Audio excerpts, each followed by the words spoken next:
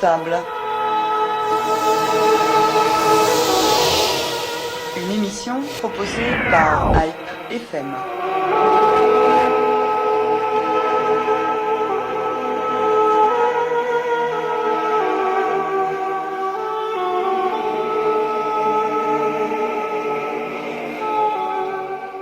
Dans un an, la nation arménienne célébrera le centenaire de la renaissance de l'indépendance de l'Arménie qui survenait alors que le génocide des Arméniens se poursuivait ici et là, même si l'essentiel des victimes était déjà annihilé 2 ou 3 ans auparavant.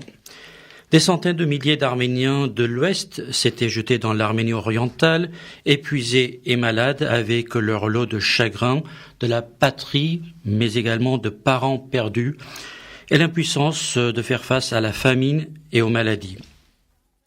Dans ce chaos incroyable, des hommes hors pair ont su créer les conditions de la Renaissance à travers les combats qui ont précédé le 28 mai 1918, mais également après, pour créer l'ordre, organiser l'État et négocier son avenir sur le plan international. Parmi ces hommes, celui qui a incarné le miracle, celui qui a formé l'autorité si nécessaire pour mettre sur pied ce nouvel État arménien. Il s'agit d'Aram Manoukian. Nous lui consacrons avec l'historienne Anaï Termination ce carte sur table pour mettre en lumière non seulement son action de fin 1917 au 29 janvier 1919, date à laquelle il est mort, malade et pauvre, et pourtant, il était le leader incontestable de cette République d'Arménie. Mais nous évoquerons sa jeunesse à Chouchi, son implication dans la vie du Tashnak-Soutoun, son parcours depuis Bakou, Kars jusqu'à Van, où il a dirigé la fameuse résistance de Van contre les forces turques en avril-mai 1915. Anaï Termination, bonjour. Bonjour. Merci d'être encore une fois de plus avec nous pour parler de cette période que vous maîtrisez, que vous adorez, ces personnages qui vous parlent tant.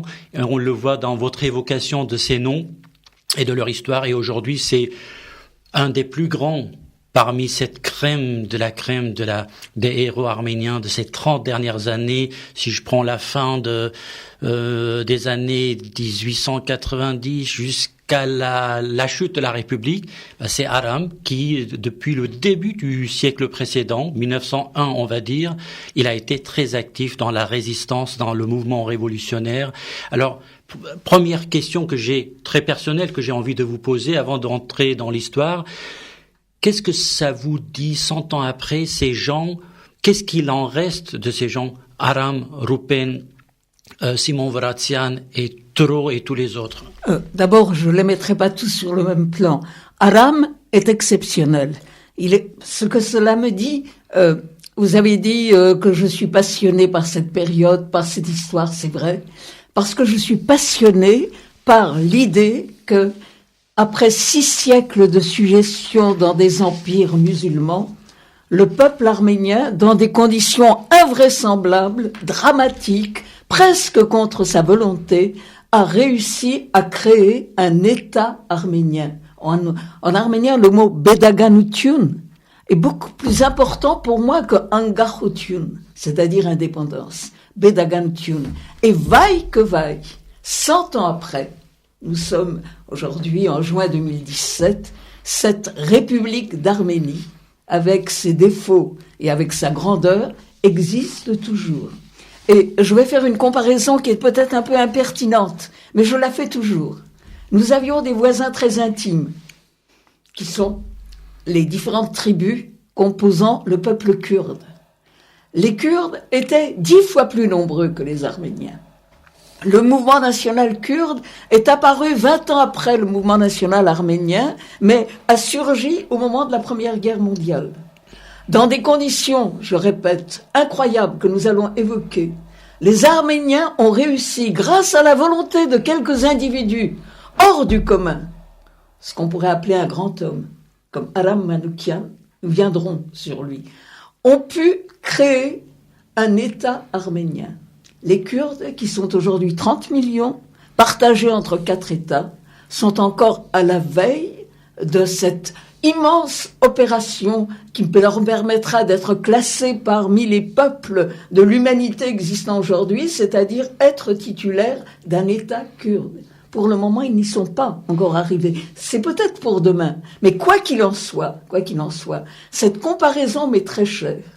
Et pour moi, l'Arménie, plus encore que le mot indépendance d'Arménie, le fait qu'il existe un État arménien, c'est une chose à laquelle les Arméniens de la diaspora ne sont peut-être pas assez attachés. L'Arménie, c'est pas simplement un lieu où on va en vacances, un lieu très agréable pour aller en vacances, mais c'est un lieu où on va pour réfléchir sur ce qu'est le destin du peuple arménien. Taparagan Hay, Taparagan Riaibes, c'est-à-dire un peuple arménien dispersé dans le monde, destiné uniquement à aller de communauté en communauté qui apparaissent et disparaissent les unes après les autres, ou au contraire un peuple dont le drapeau flotte sur le palais de l'ONU à New York et qui fait partie aujourd'hui des peuples dotés d'un État avec lesquels, vaille que vaille, il faut compter, rendre des comptes et discuter. Alors parfois, on a envie de dire ou de faire des suppositions sur ce qui pourrait être le destin de la nation arménienne sans la République. Alors on ne peut pas refaire l'histoire, mais sans cette République, qu'est-ce qu'on deviendrait selon vous?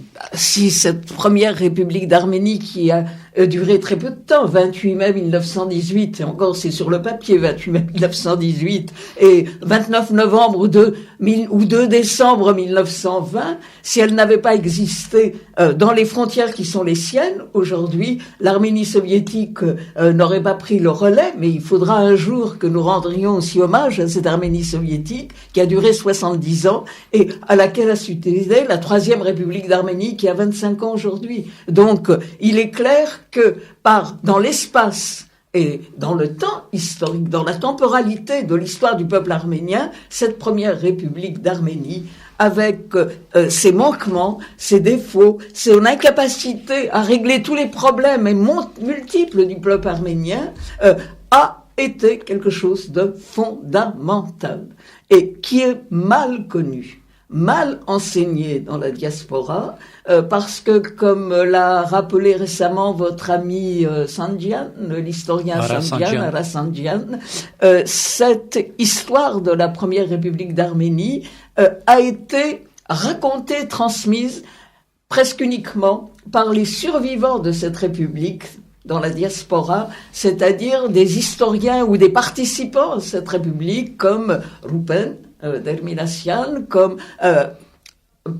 Radician, Alexandre Radician, qui a été ministre des Affaires étrangères et Premier ministre de la République, comme Vratian, oui, qui a été lui aussi Premier ministre, sans compter toute une série d'autres survivants qui, dans la revue Hayrenik, créée à Boston en 1922, 2 ans après la disparition de la République d'Arménie, cette revue Hayrenik mensuelle a été le lieu où pendant des dizaines d'années, les survivants ou les historiens ou les écrivains ont transmis leurs souvenirs et leurs expériences et les leçons qu'il fallait tirer de cette expérience étatique exceptionnelle dans l'histoire du peuple arménien après la disparition depuis 6 siècles des royaumes d'Arménie, des Paragadounis, des Mamigonians, des Arzouni, etc., dont nous racontons volontiers l'histoire à nos enfants sans faire la liaison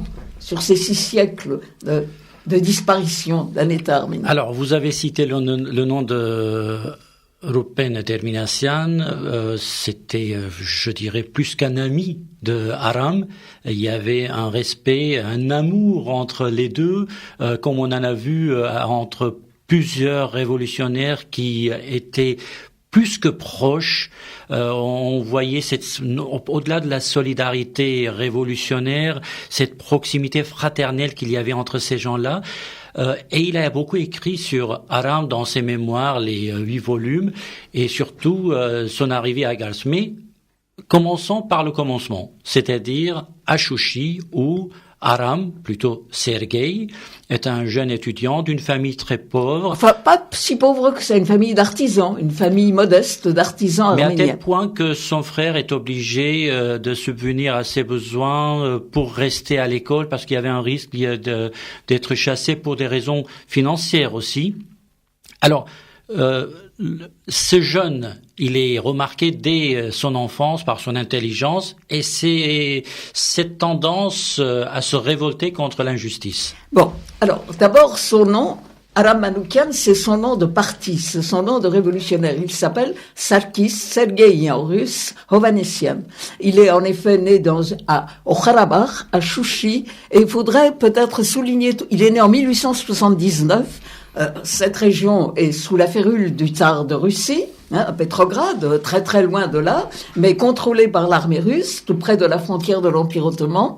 Et dans ce Karabakh, il n'y a pas que des Arméniens, il y a ceux qu'on appelait à l'époque des Tatars, c'est-à-dire des populations kurdes ou d'origine turque, issues de toutes sortes d'invasions, mais des musulmans.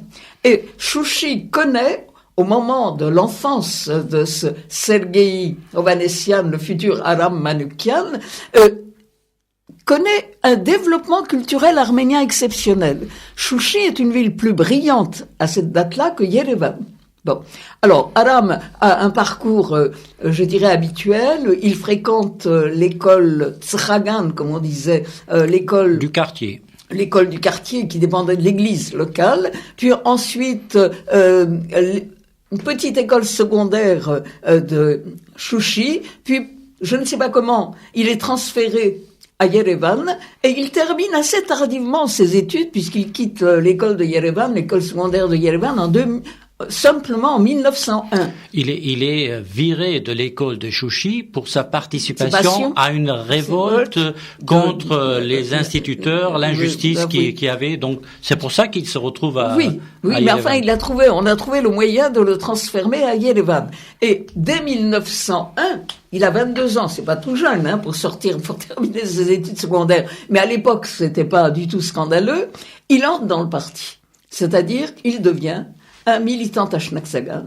Et on peut résumer la vie d'Aram Manoukian je pourrais dire de 1901 jusqu'à sa mort le 29 janvier 1919 comme étant ou devenant ce qu'on appelait à l'époque un révolutionnaire professionnel.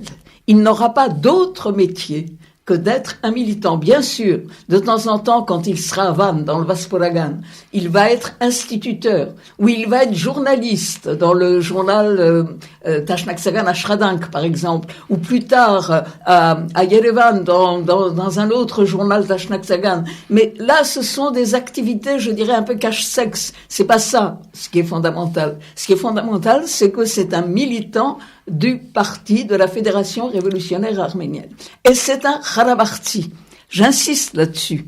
J'insiste parce que aujourd'hui en Arménie, on constate quand même que depuis une quinzaine d'années, l'État arménien à Yerevan est largement pris en main, dirigé par des militants venus du Karabakh. On pourrait peut-être établir un lien entre le passé de ces Karabartis très actifs, très persuadés de la justesse de la cause qu'ils vont mener. Et qu'est-ce que c'est que cette cause dans laquelle s'engage ce jeune militant arménien? C'est la cause de l'Arménie turque.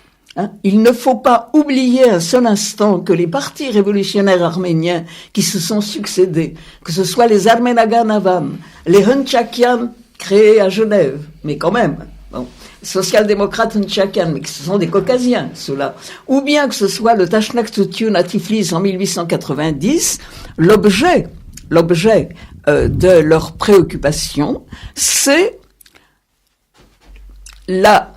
je dirais pas la libération, mais c'est l'émancipation des Arméniens de l'Empire ottoman,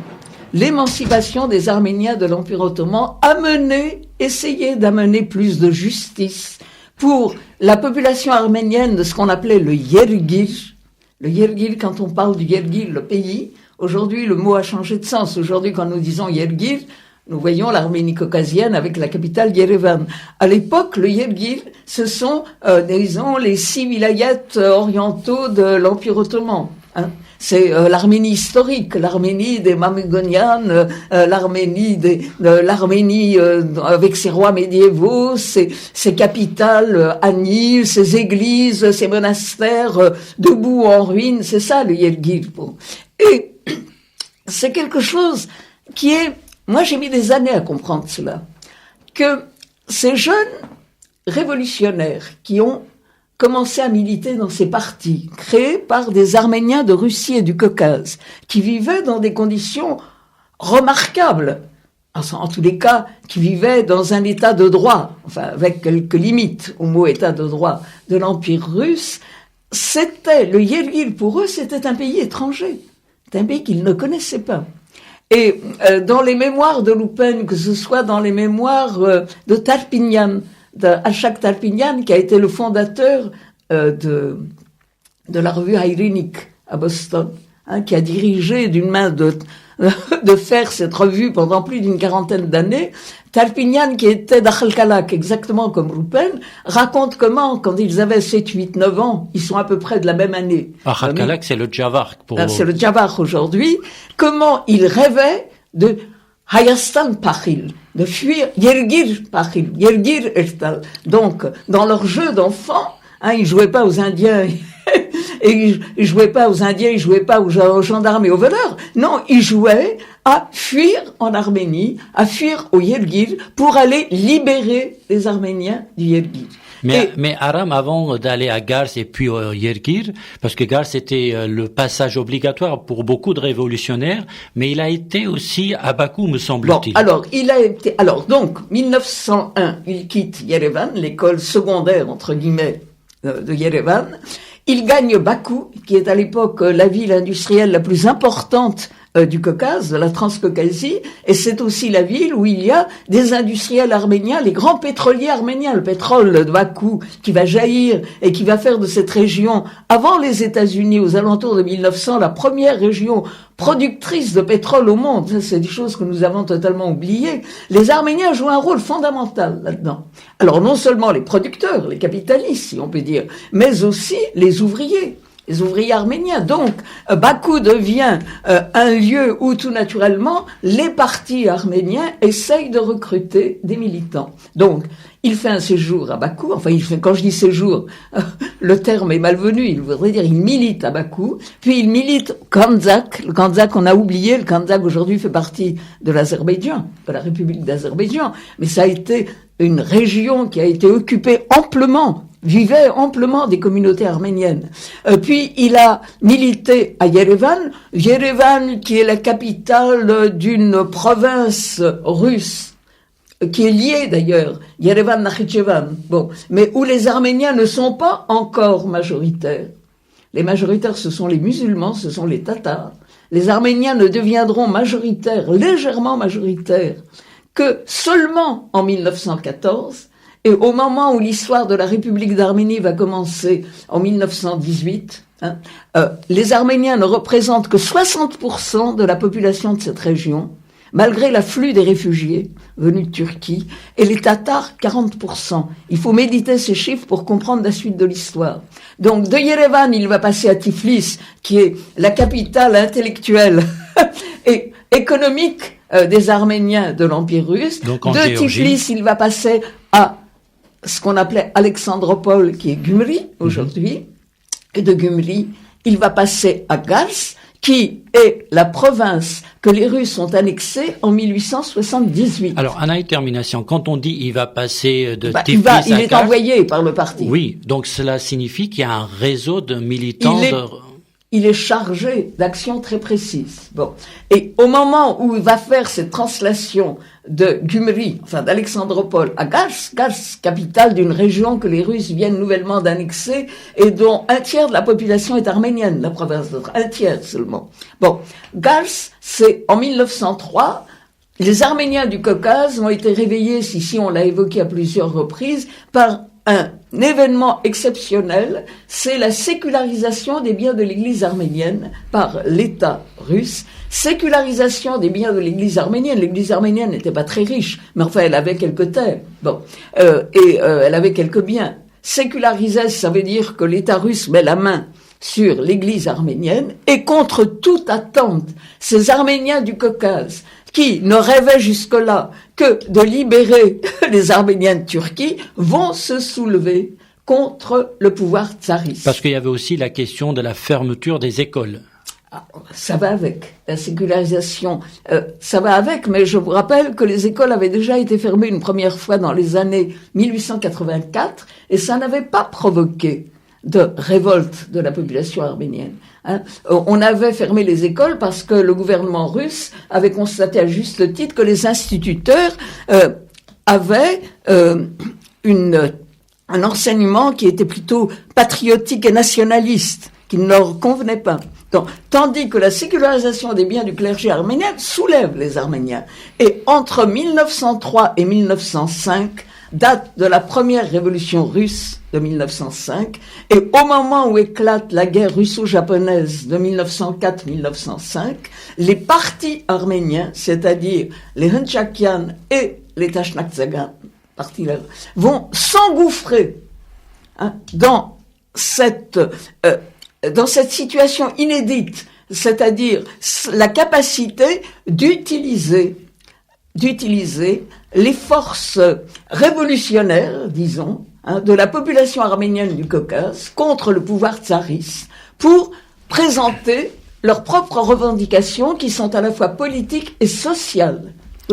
Alors là, peut-être qu'on peut rendre hommage à Rostom, qui est un des fondateurs du Tashnakhtsutyun, qui était là à ce moment de l'histoire et qui va voir Hrymian Hayrik pour lui dire que nous avons décidé et tu vas être le porte-parole de cette revendication face au tsar. Et quel courage de ce Hrymian Hayrik qui assume cette responsabilité, et grâce à cette synergie des forces ecclésiastiques, politiques, eh bien, la réussite, elle est là face au pouvoir tsariste. Bon, et c'est tout à fait exact. Et donc, Gars, où se trouve Sergueï, va devenir, comme dit Rupen, le Honotz, c'est-à-dire, comment vous traduisez ça?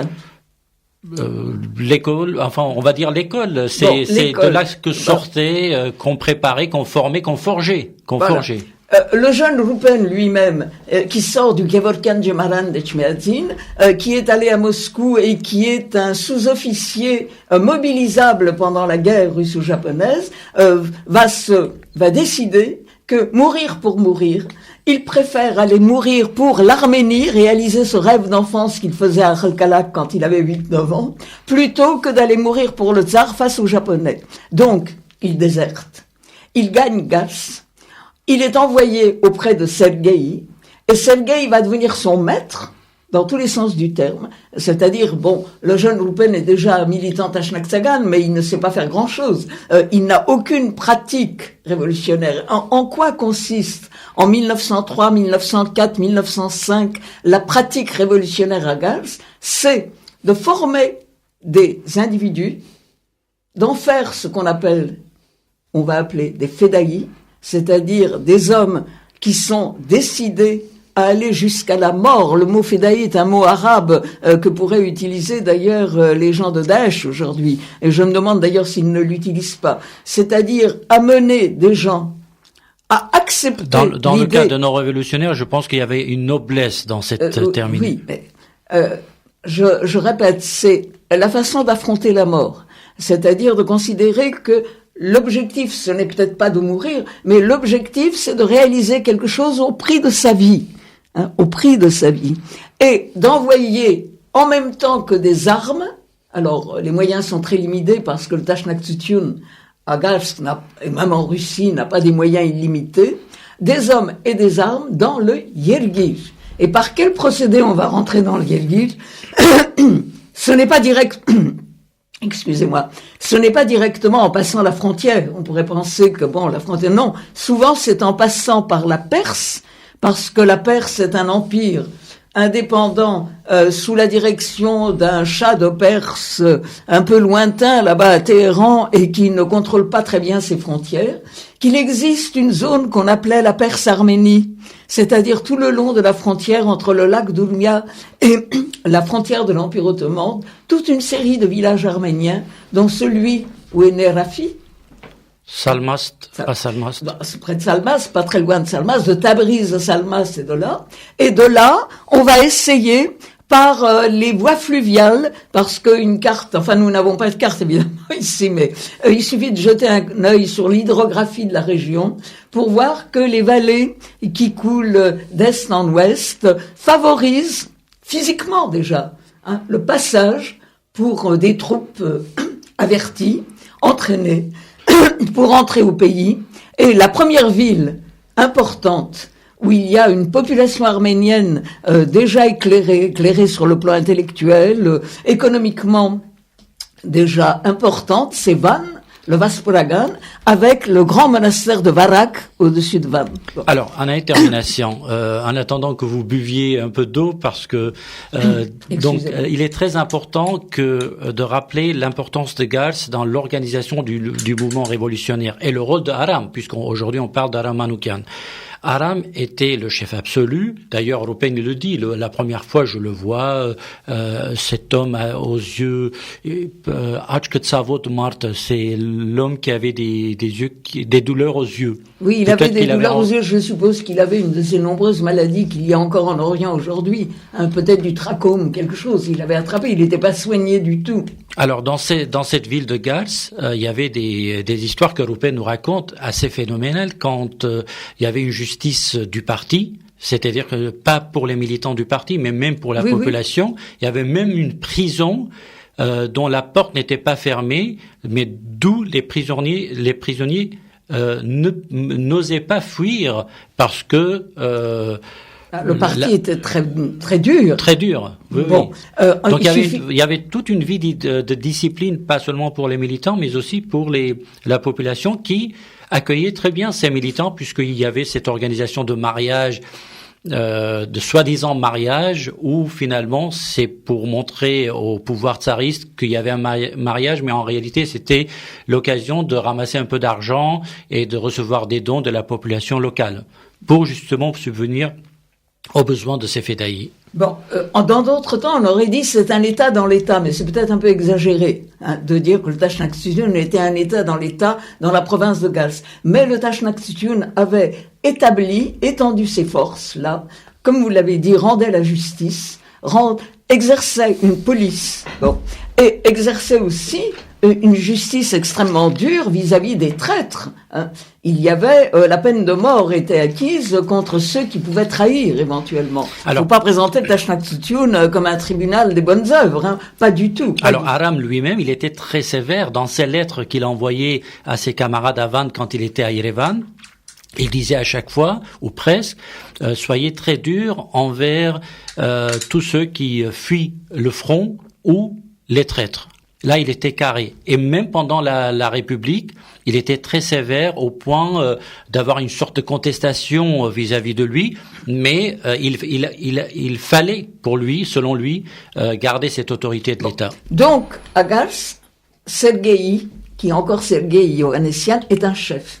Et il va entrer lui aussi à Van vers 1904-1905, et c'est là qu'il prendra le nom de guerre, puisque tous ces révolutionnaires avaient plusieurs noms pour fuir la police, pour non seulement fuir la police, mais aussi à l'intérieur du parti, pour fuir les dénonciations, parce que des traîtres, il y en avait partout. Il faut vous imaginer que le peuple arménien était constitué de saints. Au contraire, c'est ce peuple qui vivait sous l'emprise de différents régimes politiques, et on y trouvait toutes sortes de gens qui étaient prêts à trahir les frères, entre guillemets. Donc, Aram va entrer à Van, et c'est à partir de Van que dès 1904-1905, on le connaît comme Aram Manoukian. Beaucoup plus tard, on l'appellera Aram Pacha.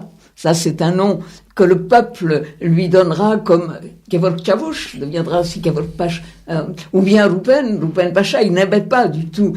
C'était le mot Pacha qui avait une consonance évidemment turque, de gouverneur turc, était pas si flatteur que ça. Mais ça venait spontanément de la part du peuple, et puis plus tard, en 1917-18, on dira Aram, tout court Aram, on n'a plus besoin de dire qui est Aram, Aram Manoukian, etc., on écrit Aram, et ça suffit. Ça deviendra un prénom. Le prénom, en effet, d'un homme d'une volonté implacable que rien ne destinait particulièrement à jouer le rôle qu'il va jouer, c'est-à-dire devenir non seulement un chef politique, mais un chef militaire.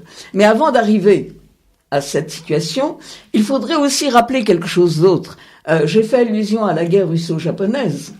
J'ai dit Roupen a déserté pour ne pas aller sur le front. Je n'ai pas dit cette guerre russo-japonaise s'est terminée par quelque chose qui a été un coup de tonnerre dans le monde musulman, c'est-à-dire la défaite pour la première fois d'un État de blancs, d'Européens, les Russes étaient considérés comme des Européens, par un peuple exotique, par un peuple asiatique, en l'occurrence les Japonais. Vous n'imaginez pas aujourd'hui l'écho que cette défaite a eu dans le monde musulman. Comment cette défaite a pu aviver, dès le début du XXe siècle, un mouvement musulman à partir de l'Asie centrale, dont on trouve aujourd'hui, selon moi, les conséquences dans la guerre civile syrienne. Bon. Et puisque je parle de la guerre civile syrienne, autant rappeler aussi que, au moment où la révolution de 1905 éclate en Russie pendant les derniers mois de la guerre russo-japonaise, lorsque le pouvoir tsariste est affaibli, que les révolutionnaires russes de toutes sortes, ce qu'on appelait les SR, les socialistes révolutionnaires, les populistes, les sociodémocrates, les bolcheviks n'existent pas encore, ça va apparaître, mais c'est vraiment une toute petite minorité. C'est la période pendant laquelle les Azeris et les Arméniens vont s'affronter dans cette très meurtrière guerre arméno-tatar, c'est ainsi que ça a été appelé, de 1905 au début de l'année 1907.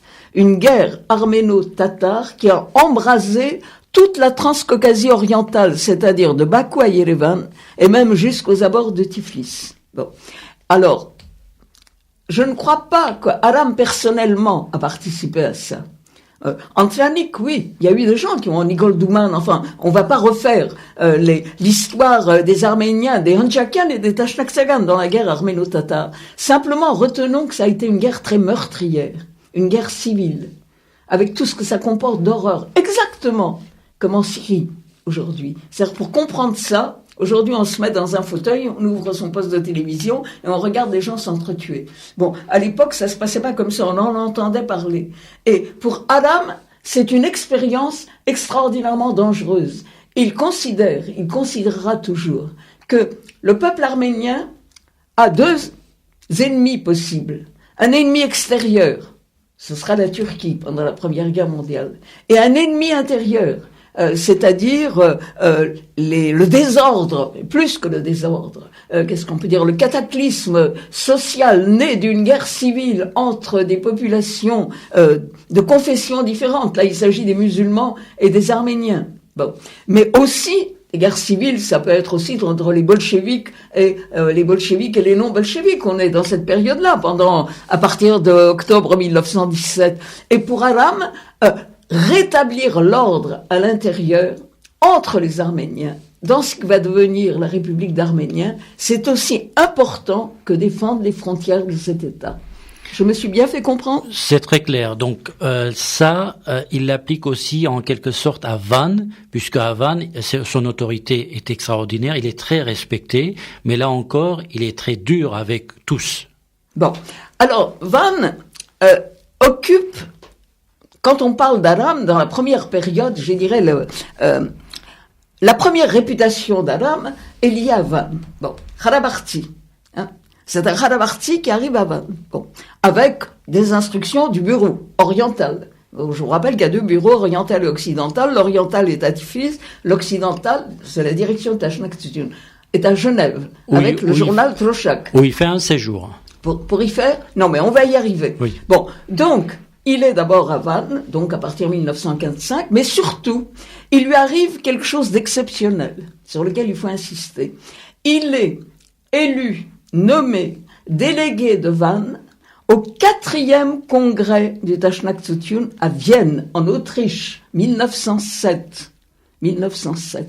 Ce 4e congrès du Taschnaktsutun, pour quelqu'un qui connaît un peu l'histoire du Taschnaktsutun, je ne sais pas si nos auditeurs en France le savent, mais il faut revenir là-dessus. Le 4e congrès du Taschnaktsutun a lieu à Vienne au moment où ce congrès va participer au congrès de l'international socialiste, une organisation née marxiste, entre guillemets, je faut l'appeler la deuxième internationale. De la deuxième internationale, recréée, à l'époque de Marx, en mettant des guillemets, regroupant simplement des États, un peu comme l'ONU aujourd'hui. L'ONU, c'est l'Organisation des Nations Unies, mais vous savez bien que vous pouvez pas mettre un doigt de pied à l'ONU si vous n'êtes pas un État. D'où l'allusion que j'ai faite tout à l'heure aux Kurdes, la différence entre les Kurdes et les Arméniens. Les Arméniens ont un drapeau à l'ONU, pas les Kurdes. Même si ils viennent faire entendre leur dénonciation et leur voix. Ce n'est pas un État. Même chose. La Seconde Internationale est fondée sur ce principe. Et alors, Aram, qui n'est jamais sorti du Caucase et de l'Empire ottoman, est propulsé à Vienne. J'essaye d'imaginer le choc que ça a pu être. Pour un jeune militant, il est tout jeune encore. Il est né en 79, en 1907, faites le calcul, il a 28 ans. Il est tout jeune, il est encore judique. Il n'est pas encore vraiment formé intellectuellement. C'est un choc terrible. C'est un choc, c'est une fierté. Et on a les actes du Taschnaktsutun qui ont été publiés par le parti. Ça pourrait être une lecture extrêmement intéressante pour les militants du parti, à condition qu'ils sachent l'arménien, bien entendu. Autre problème, aujourd'hui, dans la diaspora. Donc, là, Aram va participer, exposer les problèmes inhérents au Yergir, dans ce 4e congrès du Taschnaktsutun, et, miracle, le parti, la Fédération révolutionnaire arménienne, est, malgré l'absence d'un État arménien, mais à cause des massacres arméniens qui ont eu lieu dans l'Empire ottoman entre 1894-96, à cause du militantisme très poussé du Taschnaktsutun auprès des socialistes de la Seconde Internationale, va être admis dans cette organisation au titre d'un État à venir, qui n'existe pas. Mais voilà, il est admis. C'est un choc. Pour moi, quand je lis les textes de cette période, je suis ahuri. Quand je lis, par exemple, le rapport de Mouche pour ce 4e congrès du parti, 98 pages manuscrites, écrit par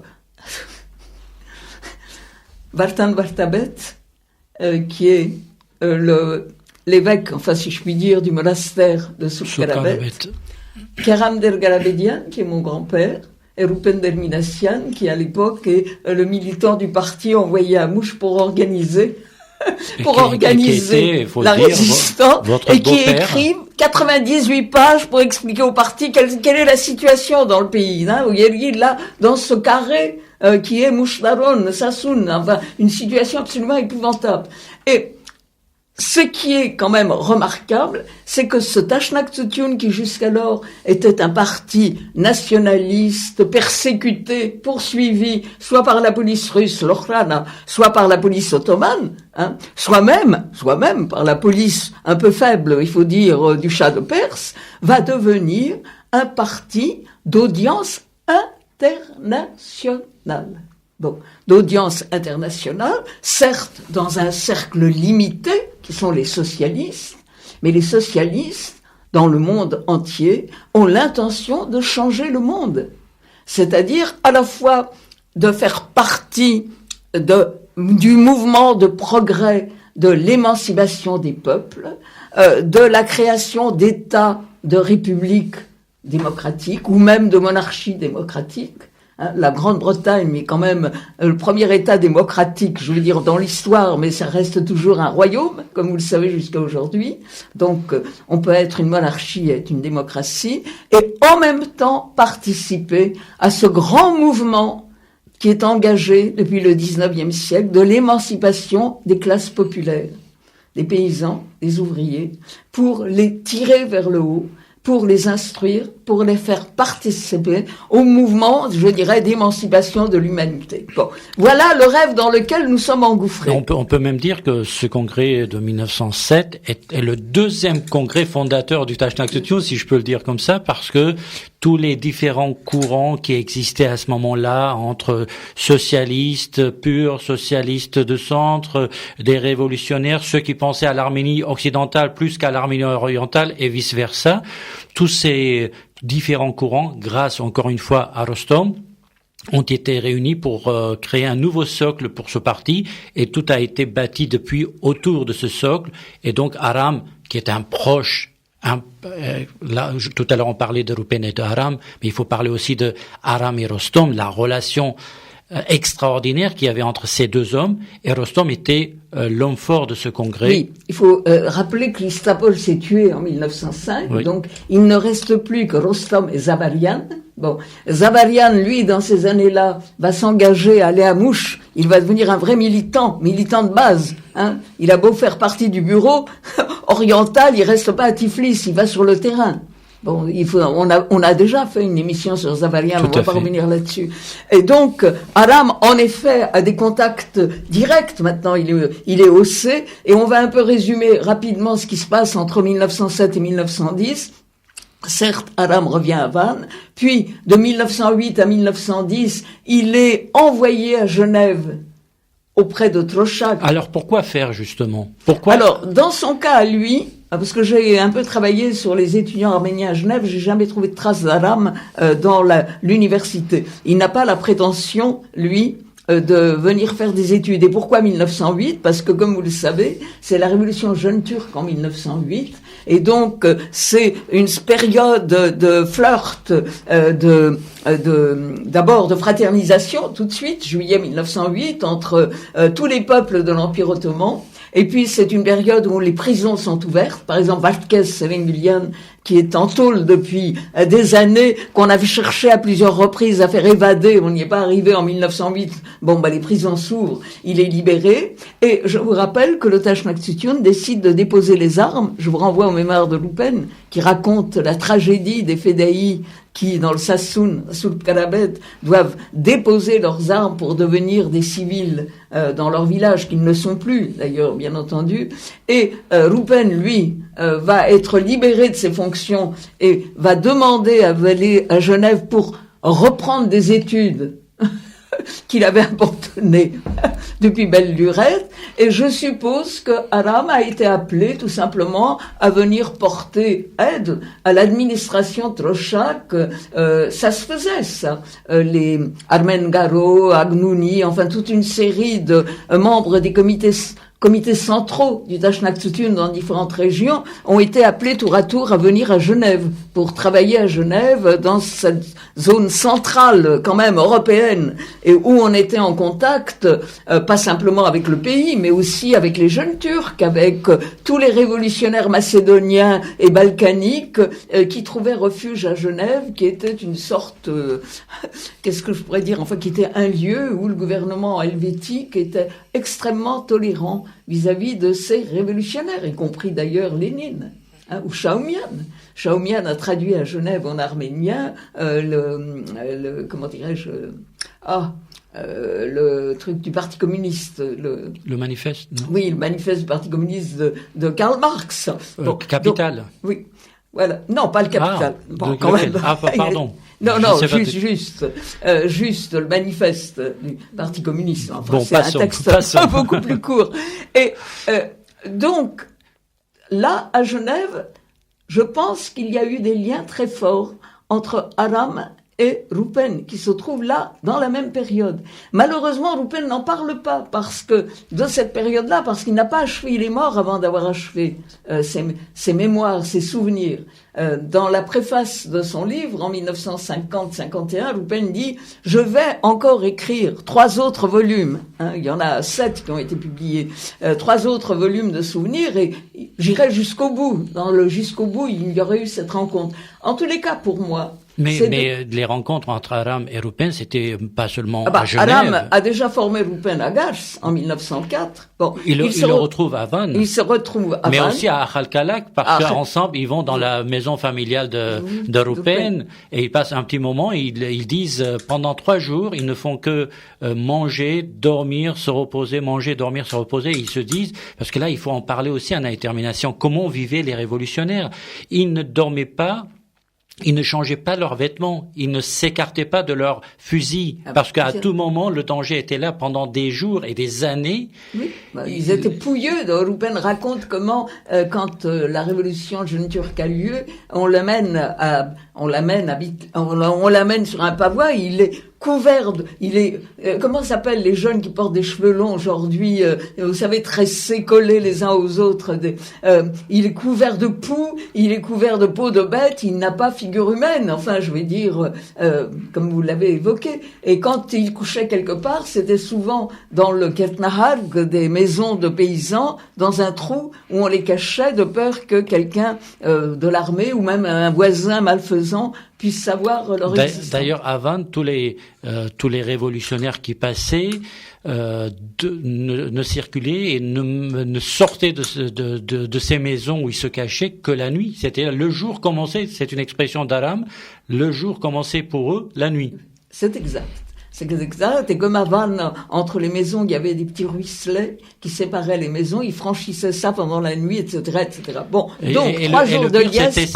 Le pire, pardon pour cette anecdote, c'est les révolutionnaires qui avaient le sens de l'humour et qui éclataient de rire, et les gens qui les recevaient sentaient le danger. Il fallait interdire les fédaïs de rire pour ne pas éveiller l'attention des voisins ou des gens suspicieux, à ce point. Bon, il faut dire aussi qu'il ne faut pas s'imaginer que les relations entre les fédaïs ou entre les Gatrunagan comités et les militants étaient toujours des relations faciles. Hein. Bien au contraire, il y avait des concurrents. Il y avait une concurrence entre ces militants, et il y avait des gens très frustres qui supportaient mal l'autorité. Vous avez fait allusion au fait que Aram faisait partie de ces jeunes qui, à Chouchi, s'étaient révoltés contre le maître, mais c'était vrai aussi pour les fédaïs. C'était très difficile de tenir ces troupes qui n'étaient pas nombreuses. Hein. Bon, donc 3 jours de liesse à Khalkhalak, ils se retrouvent à Genève, et ils vont être séparés de nouveau en 1910. En 1910, Aram est envoyé par le bureau oriental ou occidental, je ne sais pas, à Vannes, de nouveau. Là, il devient instituteur. Il y avait toujours moyen de devenir instituteur dans une école quelconque. Il va s'occuper du journal Ashradank, qui est un journal travail socialiste créé à Vannes, puisque le Tashnaktsutun maintenant fait partie de l'international, de la 2e internationale, et bien entendu, il est à la fois membre du Gatrunagan Comité, c'est-à-dire du comité central du Tashnaktsutun, où il assume avec un autre Kharabarti notoire, Ishran. Ishran. Je ne vais pas entrer dans les détails de ce qui se passe à Vannes. Vannes était une région très difficile à diriger, parce que c'est une ville où il y avait de forts courants arménagan qui étaient tout à fait antisocialistes, qui étaient plutôt des libéraux, mais qui étaient des libéraux combattants, des libéraux qui avaient aussi des fédaïs, qui faisaient appel à la lutte armée. Il y avait des Hanchakiens, il y avait des Tashnakhtsagan, et il y avait tout simplement une masse de la population qui était ni ceci ni cela, c'est-à-dire des neutres, des gens Chezok, comme on dit, qui n'avaient qu'une seule envie, c'est de vivre, j'allais pas dire confortablement, ça dépend. Il y avait une bourgeoisie aisée à Vannes, mais le reste de la population, c'était un peu comme partout. Mais avec cette particularité exceptionnelle, c'est en 1914, incontestablement, la seule région, c'est très désagréable ce que je vais dire là, de l'Empire ottoman, où les Arméniens étaient majoritaires en nombre, par rapport aux nombreuses populations, musulmanes ou non musulmanes, qui les entouraient. Hein, les Assyriens, les Kurdes, les Turcs, les Gypsies, c'est-à-dire les Tchinguenais. Bon, toutes sortes d'autres populations. L'Empire ottoman était, comme est la Turquie orientale aujourd'hui, constitué de toutes sortes de peuples d'origine différente. Aujourd'hui, c'est masqué par l'école turque, mais quand on va à l'Est, comme on avait fait une incursion il y a 3 ans avec 2 de mes fils du côté du Sassoun, j'avais été toute sidérée dans les montagnes là-bas, Marouchaler, de rencontrer à la fois des gens qui parlaient l'arménien, le kurde, le turc et l'arabe. Et on me disait, ah non, ces arabes-là, ils sont d'origine arménienne. Là, en 2014, c'était il y a 3 ans, l'été il y a 3 ans. Bon, imaginez ce que pouvait être cette région il y a 100 ans. Avec toutes ces populations mélangées. Bon. Alors, Aram revient. Pour aller plus vite, donc à Vannes, il y a eu quand même cet épisode extraordinaire qui était avril-mai 1915, cette résistance. Alors, quel a été le contexte? Parce que là, on est en train d'entrer dans la période du génocide arménien. Que fait Aram, justement? Quel est le rôle d'Aram ici? Là, c'est un sujet que nous avons déjà traité. Quand nous avons traité du génocide sous toutes ses formes, etc., on va arriver à ce qu'on appelle soit l'insurrection de Vannes, ça c'est la littérature turque, ottomane et même une partie de la littérature américaine. Les Américains sont beaucoup intéressés à Vannes. Richard Ovanessian, qui a beaucoup publié sur les communautés arméniennes, enfin, outre les 2500 pages qu'il a consacrées à la Première République d'Arménie, a publié toute une série d'ouvrages sur les communautés arméniennes. Il est même venu à Alfortville, je vous rappelle, il y a quelques années pour présenter ses ouvrages.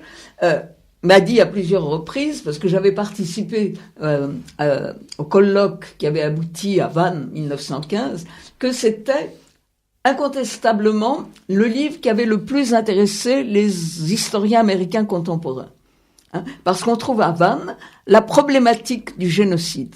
Bon, alors pour les Turcs, il n'y a pas de doute, entre fin avril et mai 1915, à la suite de toute une série de malentendus, lié, à la Première Guerre, l'entrée des Turcs en guerre, tardivement en automne 1914, le fait qu'on est à proximité du front caucasien, qu'en décembre 1914, janvier 1915, Enver Pacha, ministre de la guerre, a envoyé les troupes attaquer les armées russes du Caucase et a subi une défaite absolument épouvantable. La défaite de Salgamesh en plein hiver, avec la désertion d'une partie de l'armée, que ce soit des Turcs, des Arméniens, enfin bon, peu importe, des soldats affamés qui s'enfuient, et que, à partir du début février-mars 1915, le gouverneur ou les gouverneurs turcs de Vannes et de la région exigent des Arméniens, de nouveaux soldats, de nouveaux conscrits, des vêtements, des chaussettes de laine tricotées main, des vêtements, des plisses, de la nourriture, c'est-à-dire exige, c'est plus qu'exiger, réquisitionne les biens et les hommes, contre lesquels il va falloir un peu négocier. Et c'est là que Aram, qui n'a aucune fonction officielle du point de vue ottoman, c'est un instituteur, éventuellement un journaliste, dans un journal Tashnak Tsagan, où on commande d'ailleurs, au début de la guerre, ce qui se passe en Occident. On ne sait pas ce qui va arriver. Mais lorsque la guerre éclate en août 14, Ashradink écrit des articles sur cette guerre qui vient d'apparaître en Europe, mais dont on ne sait pas encore que les conséquences vont être catastrophiques pour l'Orient. La guerre éclate en Europe, je vous rappelle. Bien sûr. Et les conséquences, ça va être l'élimination, ça va être une guerre mondiale, mais qui deviendra mondiale en 1917 seulement, et qui aura des conséquences épouvantables pour le peuple arménien dans cette région. Bon. À Vannes, bon, donc Aram est là, coupé bientôt du monde lorsque la guerre éclate, lorsque la guerre commence contre la Russie. Je vous rappelle quand même, Aram a participé au 8e congrès du Tashnak-Tsutyun à Erzurum, août 1914.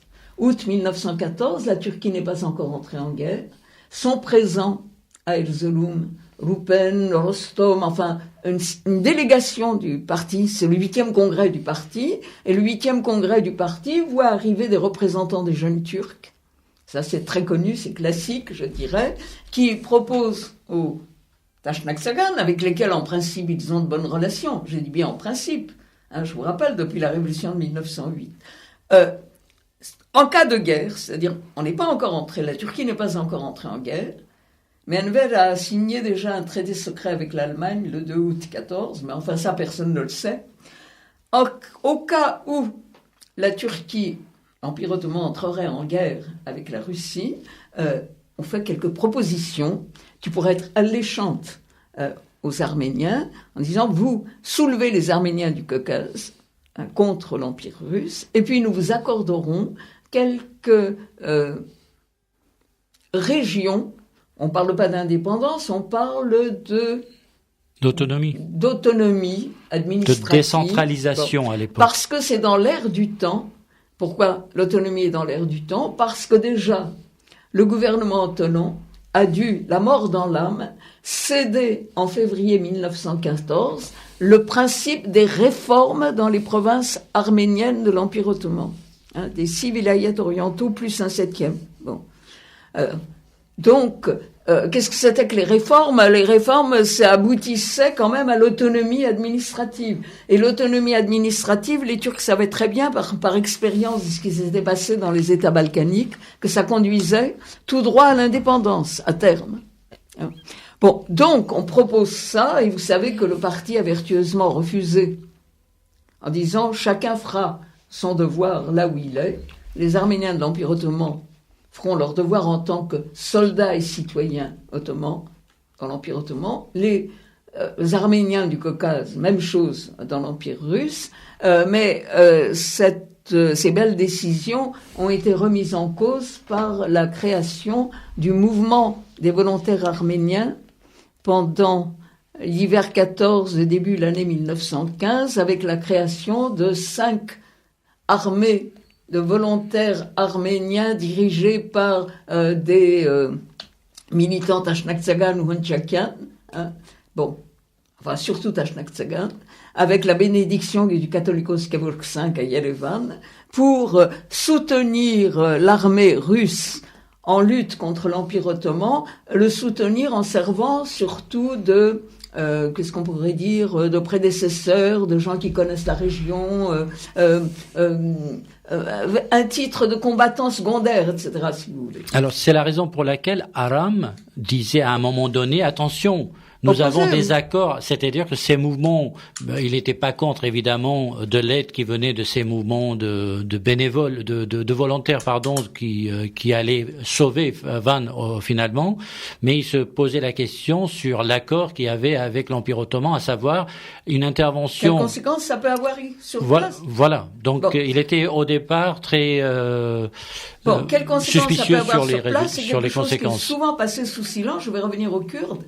Les Kurdes sont en révolte à Bitlis en 1914, viennent d'être écrasés par l'armée ottomane. Et les Kurdes en révolte à Bitlis, c'est pas pour soutenir les Arméniens. Les Kurdes sont très inquiets des réformes qui ont été promises dans les 6 vilayets orientaux, car ils craignent qu'il se crée sur place un pouvoir arménien contre ce qui est en train de devenir une majorité kurde. Ce qui est en train de devenir une majorité kurde. J'ai pas dit que c'était encore déjà. Et donc, Rupen est aussi très méfiant vis-à-vis des réformes. Craint que ce mouvement ne crée chez les musulmans un contre-mouvement contre les Arméniens. En tous les cas, retenons une chose, c'est qu'un certain nombre des délégués du Tashnakhtsoutioun au 8e congrès regagneront leur foyer, certains aux États-Unis, certains au Caucase, mais Aram reste à Van, et Rupen, qui a été appelé par Zabarian en 1913 de Genève, à revenir à Mouche, parce qu'on est entré dans la période des réformes, Rupen reste à Mouche. D'autres, Armen Gallo, regagnent le Caucase, par exemple. Voilà, je donne quelques exemples. Alors, Aram, justement, par rapport à cette période avril-mai 1915, que se passe-t-il et comment, finalement, cette résistance s'organise? Bon, alors... Quel est le rôle d'Aram, surtout? Bon, le rôle d'Aram, ça provient... Enfin, bon, non... vous avez longuement lu ici à cette radio mon article qui s'appelle Van 1915 dans le modeste ouvrage qui s'appelle L'échiquier arménien que j'ai publié en 2015, là, il y a 2 ans. Les circonstances qui ne sont pas prévues, c'est le hasard. C'est vraiment le hasard, mais c'est l'adoption hasard. Comment on s'adapte à ce hasard. Alors, le hasard est constitué de la mort de Vramian, qui était le député qui tuait sur la route entre Vannes et Constantinople. Le hasard est dû au fait que une partie de la population résiste à ces réquisitions du gouverneur et de l'armée ottomane. Le hasard a fait que s'engage à l'intérieur de Vannes. Dans Aïkestan, Vannes comprenait deux parties. La ville elle-même comprenait la ville fortifiée, si on peut dire, au pied de la forteresse, qui est Van Karak, si on veut, et le Aïkestan, qui veut dire le verger, et qui est la ville moderne, qui existe depuis la fin du 19e siècle, et qui est une ville plate, avec des forteresses turques à l'intérieur, et avec l'essentiel des écoles, des églises arméniennes, etc., etc. Dans une série de circonstances inattendues, qui comprend à la fois le massacre des Arméniens autour de Varag, qui est le monastère qui se trouve à 5 km de Vannes. Vous n'êtes pas allé à Varag? Pas moi, non. Je suis allé à Varag. Alors, tout près, qui avait été le siège de Rimyana-Erik. Donc très connu. Les Arméniens de Varag avaient été massacrés dans le coin. La population avait afflué vers Vannes. Et pas simplement Varag, mais toute une série de villages autour de Vannes, dans les montagnes, où les hommes n'avaient pas voulu se rendre. Les villageois n'avaient pas voulu envoyer leurs fils, encore un de plus, à l'armée ottomane, qui avait essayé de résister. Donc, apparaît à cette date-là, quelque chose qui va devenir désormais accompagner l'histoire du peuple arménien de 1915 à nos jours, les réfugiés. Les réfugiés. Si je ne m'abuse, ces jours-ci, Claire Mouradian, Zovinar Kevonian et une troisième personne qui n'est pas arménienne viennent de publier les archives de l'OFPRA. Vous savez, l'Office des réfugiés en France. En France, pour étudier, pour montrer l'importance du problème des réfugiés. C'est un peu lié évidemment aux événements qui se passent actuellement, l'afflux des réfugiés par exemple en Europe orientale. C'est beau la résistance de l'État français devant ces nouveaux réfugiés, mais ces premiers réfugiés, les Arméniens ont été en effet un des éléments de l'OFPRA. C'est arrivé comme ça. Cette qualification de réfugiés commence à Vannes en 1915. Donc Vannes voit affluer des milliers de gens qui viennent des villages affamés, enfin pas affamés, ils arrivent avec leurs animaux et leur nourriture. Mais Vannes est bientôt encerclée par l'armée ottomane. C'est normal, je dirais. Le gouverneur voit dans sa ville affluer des réfugiés qui ont fui les villages à côté où l'armée turque les a débusqués de leur village, et par conséquent, il veut les ramener à l'ordre. Qu'est-ce qu'on fait dans ces cas-là? Soit on se rend, soit on essaye de résister. Alors, je voudrais juste insister sur un épisode, Ishran, qui est lui aussi un Kharabarti, qui lui aussi est resté à Vannes. Qui lui aussi est mort en même temps presque que Vramian. Mais quand je dis les Kharabarti, etc., il faut comprendre ce que ça veut dire. Ça veut dire que pour les autorités ottomanes, ces hommes sont des sujets russes, c'est-à-dire des ennemis. Donc on peut les arrêter et les mettre en tôle en tant que sujets russes. Que ce soit Roupen, que ce soit Aram, que ce soit Ishran. Et pourtant, ces sujets russes auraient pu être membres du Parlement ottoman. C'est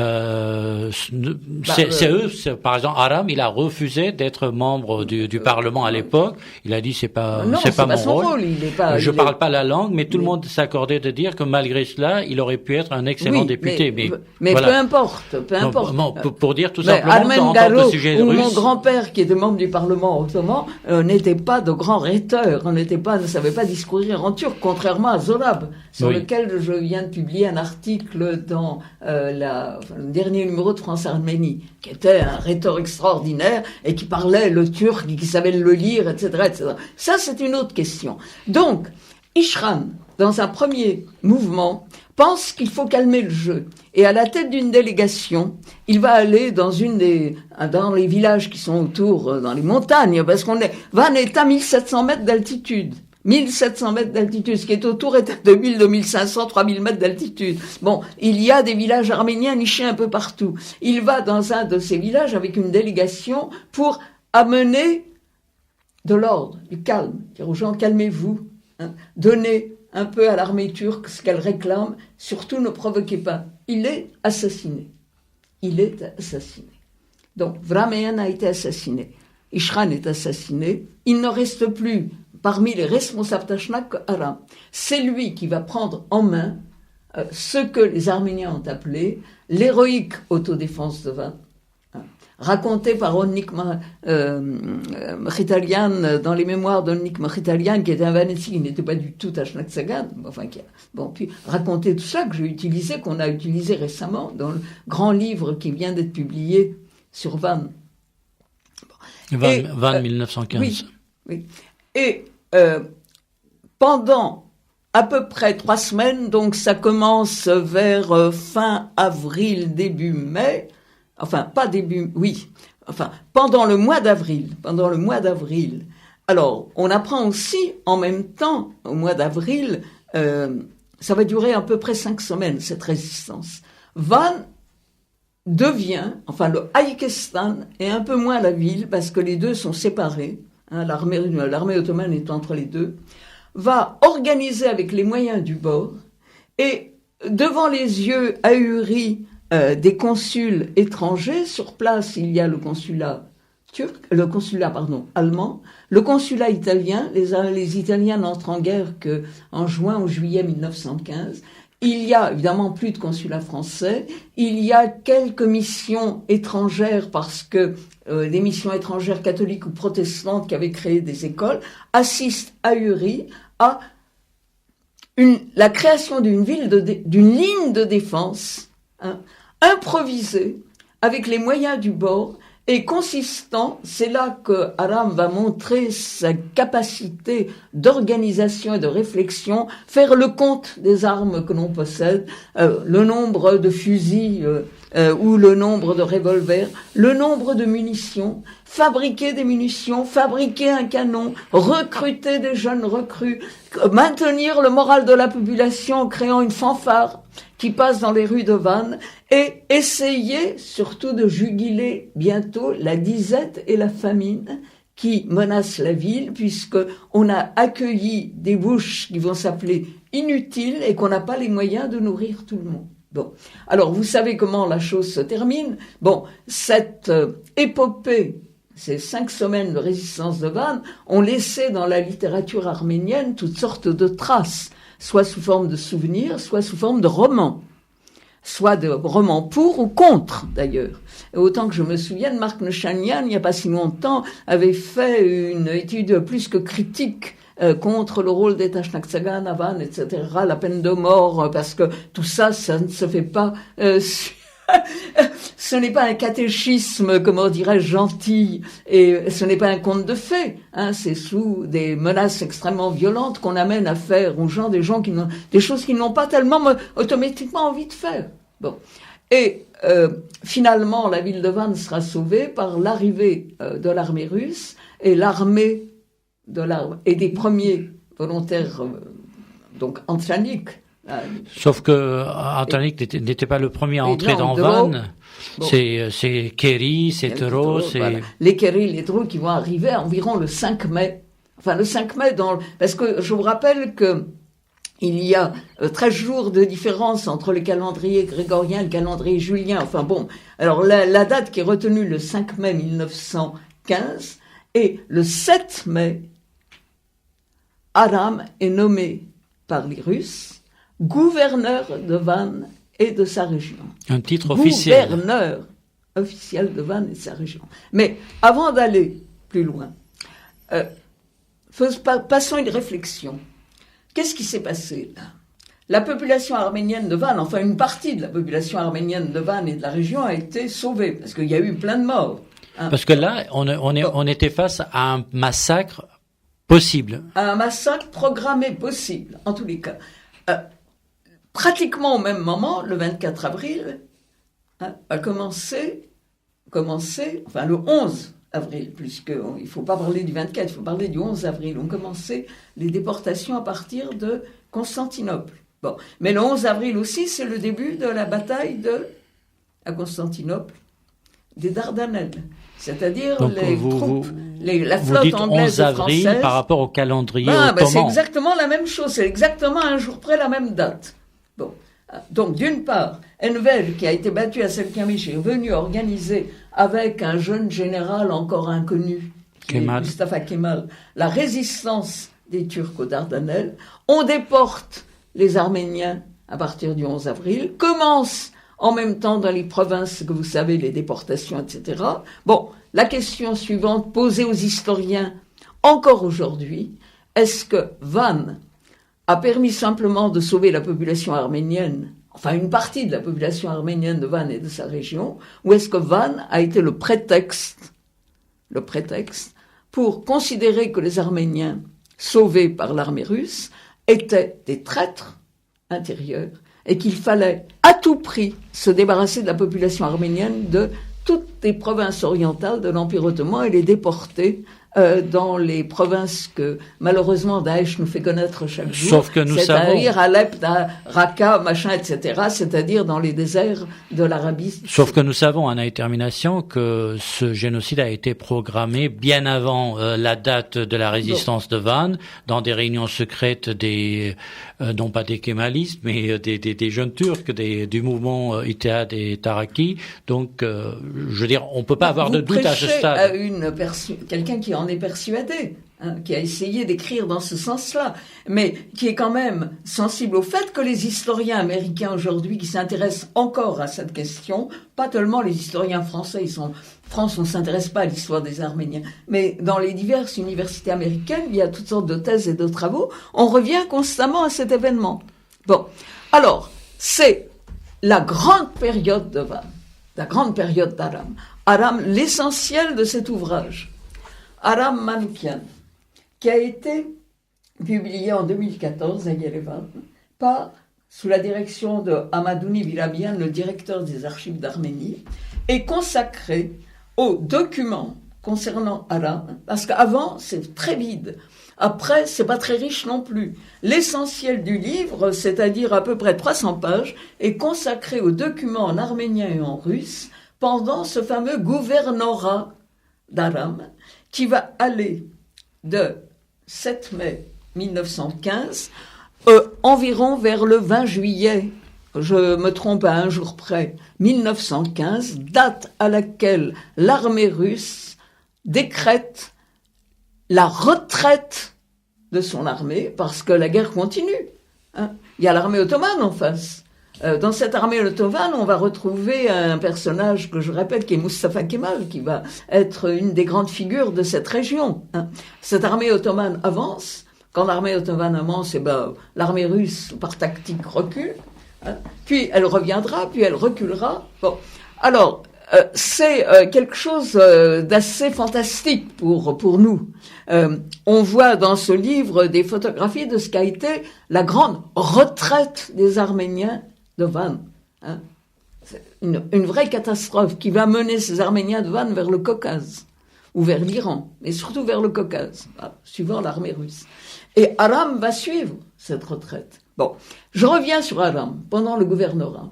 Pendant 6 semaines, où les Arméniens, où Aram est, qu'est-ce que je pourrais dire, un chef, un premier ministre, administrant une région limitée, Van et sa région, avec toute une série de lois en arménien et en russe concernant tous les domaines possibles et imaginables, c'est-à-dire l'école, l'économie, évidemment la police, la sûreté, l'armée, le ravitaillement, la santé, pourquoi on est en pleine guerre, que les épidémies font leur travail. En fait, c'est une répétition pour le travail. Répétition générale, voilà.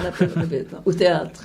C'est ça. Et c'est-à-dire que Aram lui-même, qui n'avait pas imaginé, comme le parti n'avait pas imaginé, un État indépendant, car qu'est-ce qu'on avait imaginé, dans le meilleur des cas, en février 14, c'était l'autonomie administrative, soit dans l'Empire ottoman des vilayets orientaux, c'est-à-dire que les Arméniens soient représentés, qu'ils aient les mêmes droits, etc. Encore que Roupen et même mon grand-père, Karam, qui était le délégué de Mouche au Parlement, avait des doutes parce qu'il savait très bien que les Kurdes étaient plus nombreux que les Arméniens dans certaines régions et que l'autonomie administrative, si elle était respectée réellement, allait donner plus de droits aux Kurdes qu'aux Arméniens. Autre problème. Bon. Aram fait l'expérience de ce qu'on peut appeler les premiers pas ce qu'on va devenir l'idée d'un État arménien. Je vous rappelle que ce n'est qu'un militant modeste. Il a, comme diplôme, dans le meilleur des cas, il a achevé une école secondaire arménienne à Yerevan, après être passé par Chouchi. Bon. Il n'a rien d'autre. Bien sûr, sur les photos qu'on voit d'Aram en 1915, il est transformé en militaire. Il a un costume avec une espèce, comme moi, une espèce de qu'est-ce que je peux dire, de foulard sur le crâne, un peu à la kurde. Et puis, il a le corps entouré de pampouches, d'une ceinture remplie de munitions de balles, de provisions de balles. Mais enfin, c'est pas un militaire de formation. Il a aucune formation sauf le militantisme. Bon, mais il a été capable de prendre sur place des mesures et d'imposer sa volonté. Et d'imposer sa volonté à Van, c'était pas si facile aux Arméniens. Je rappelle que c'était une communauté extrêmement divisée. Mais on peut dire, Anaïd, qu'ils étaient combien dans ce mouvement révolutionnaire à avoir des diplômes d'école militaire? Très peu. Aucun. Ils sont tous improvisés. Même en 1918, on va dire, ils se sont improvisés chefs de gouvernement, ministres, etc. Enfin, si, il y en avait quelques-uns. Khadisian, mais c'est une... Oui, il y avait quelques-uns qui étaient passés deux, trois par exceptions, mais le reste, ils ont géré un État sans avoir vécu dans un vrai État ou administré ne serait-ce qu'un petit État. C'était des hommes nouveaux de la société civile, comme on dirait aujourd'hui. En France. Bon, oui. Sauf que la société civile n'avait pas le même niveau à l'époque qu'aujourd'hui. Mais le peuple arménien aussi, dans l'ensemble à l'époque, la moitié de la population était analphabète. La culture était orale. C'est ça. 85% de paysannerie chez les Arméniens. Bon, alors voilà. Donc, aller-retour, on a déjà traité cette question de Van et de sa région. Alors justement, maintenant qu'on a raconter d'une manière, c'est vrai, succincte la vie d'Aram, parce qu'il y a tellement de choses à dire. Il suffit de lire ses lettres à ses fédaïnes, il suffit de lire les témoignages de ceux qui l'ont connu. Asfazat Dourian, qui a écrit sur lui, le premier à avoir écrit sur Aram à Boston dans Hayrenik. Mais parlons de 1918. Alors, avant 1918. Avant 1918, parlons qu'est devenu Aram après les allers-retours de l'armée russe. Et puis, il y a quelqu'un sur lequel je voudrais un jour un historien se penche, il y a Zavriev. Zavriev, qui est un médecin arménien, ami de Zavarian, qui avait constitué une clinique à Mouche, et qui était un militant semi-Tashnak-Tsagan, mais très proche des intellectuels russes, des révolutionnaires russes, et vous savez que la révolution russe éclate en 1917, mais il y a deux révolutions russes. La première, c'est la révolution de février 17 à Saint-Pétersbourg, et la deuxième, c'est octobre 17, la prise du pouvoir, par les bolcheviks. Entre février et octobre 17, grâce à Zavriev, grâce aux insistances d'Aram auprès de Zavriev, les Arméniens obtiennent non pas le droit pour les réfugiés arméniens, réfugiés au Caucase, de revenir, enfin partiellement à Van, puisqu'ils ont quitté Van. Bon, certains reviennent. Mais aussi que l'armée russe qui, en 1916, se déploie. Il faudrait que nos auditeurs imaginent sur une carte ce que ça représente, depuis la mer Noire de Trébizonde, à travers toute l'Arménie turque, en passant par Mouche, que malheureusement l'armée russe a conquise beaucoup trop tard. Après Van, quand ils sont retirés, les Arméniens de Mouche ont été, comme vous savez, massacrés, et de la façon la plus violente qui soit. Cette armée russe s'étendait jusqu'à Urmia. L'armée russe avait pénétré en Perse, donc jusqu'à Urmia. Donc un immense front. Zavriev et Aram ont obtenu du pouvoir Saint-Pétersbourg que ceux des Arméniens qui le souhaitaient reviennent à Van. Ils n'ont pas été très nombreux, mais il y en a quelques milliers qui sont revenus. Bon. Et qu'on envoie à Van de la nourriture, des charrues, des armes, des semences, pour que les paysans arméniens qui étaient encore restés ou ceux qui étaient revenus puissent reprendre vie et puisse se reconstituer pour aborder l'hiver qui allait venir, l'hiver 17-18. Ça veut dire, j'insiste là-dessus, ça veut dire que les Arméniens n'avaient pas renoncé au Yergiv, du tout. Bon, leur idée, c'était qu'on allait revenir, qu'on allait reprendre pied là où on vivait depuis 1560. Van, c'est une ville, enfin depuis Urartu, c'est pas les Arméniens, mais enfin bon, dans Sassoutitavit, il y a quand même quelques éléments du passé urartéen de Van. Alors, donc, jusque-là, Aram est encore en action, si je puis dire. Il va à Saint-Pétersbourg. Enfin, on l'envoie à Saint-Pétersbourg pour obtenir du gouvernement provisoire, entre février et octobre 1917, qu'on accomplisse cela. Et puis, vous savez ce qui s'est passé. La révolution prend un nouveau tour. La guerre continue. Les Russes sont battus, malgré... il y a un nom qui revient souvent, c'est celui de Kerensky, qui était très proche, qui était un social...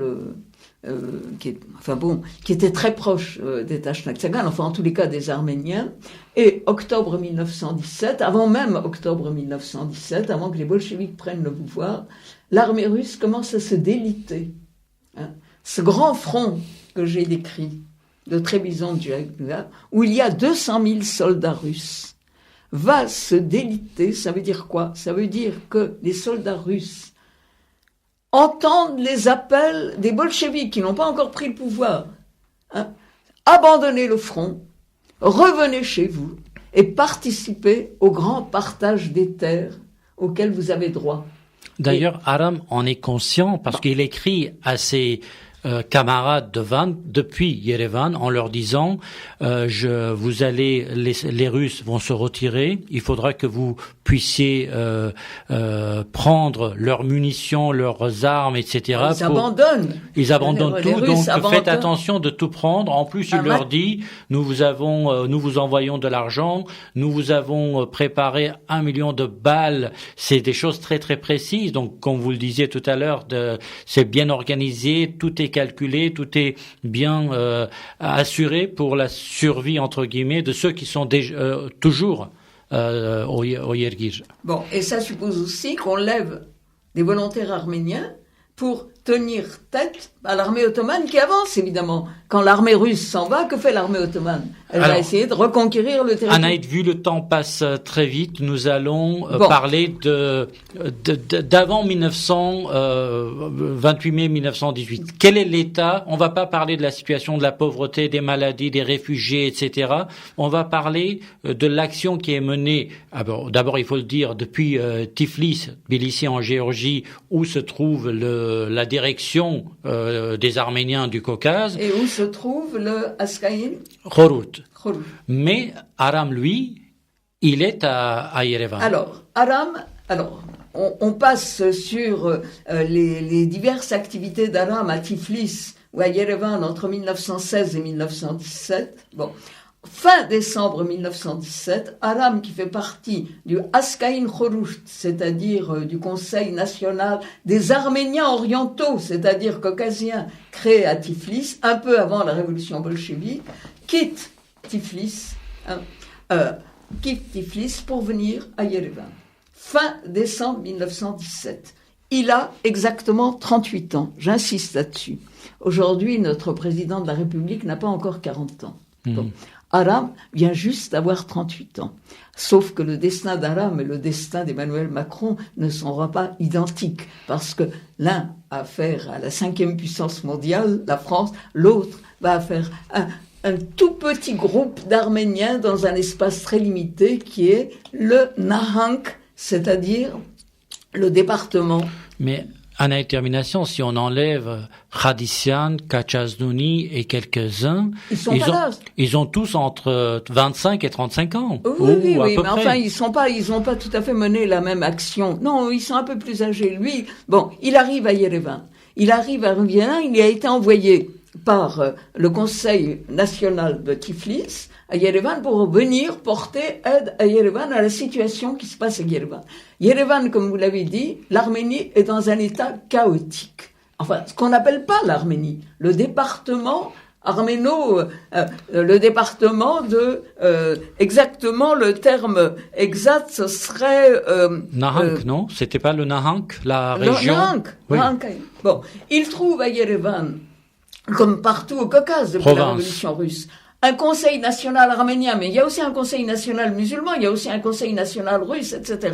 Dans une province où, comme je l'ai dit tout à l'heure, il y a à peu près 600 000 Arméniens et 400 000 Tatars, enfin Tatars musulmans de tout poil, si je puis dire, des Yézidis, des Kurdes, des Turcs, des vrais Azeris, enfin on n'appelle pas encore, et débordés de réfugiés et d'orphelins arrivés depuis 1, 2, 3 ans. Les premiers réfugiés sont arrivés en 1915 de l'Empire ottoman. Bon, dans une zone comprise entre Etchmiadzin et Yerevan, vous connaissez la région, il faut combien? Il faut une demi-heure pour aller de Etchmiadzin à Yerevan. C'est peuplé de réfugiés dans les rues, etc., etc., des menaces des groupes qui vont s'affronter les uns aux autres, et une situation absolument chaotique où on se trouve devant le problème suivant, l'armée ottomane avance. L'armée russe a disparu.